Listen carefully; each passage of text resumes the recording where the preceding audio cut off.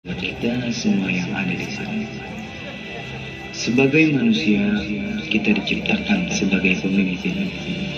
Dan apa yang akan kita pimpin, yaitu kehidupan dan alam yang sangat luas yang ada di dalam kolbu kita.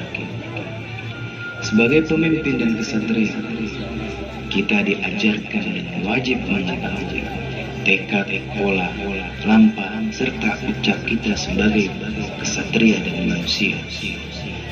Guna bisa memimpin diri sendiri, keluarga, dan lingkungan, dan tak pernah mencari musuh, dan tak akan pernah lari ketika musuh itu datang.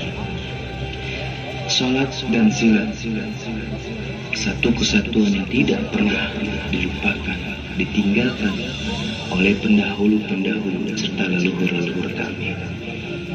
Dan oleh sebab itu, dengan menguatkan spiritual kebatinan di dalam diri kita, serta gerak pesilat yang luar biasa akan menjadi benteng buat pemimpinan di dalam diri kita yang berguna untuk bangsa, negara, serta agama kita.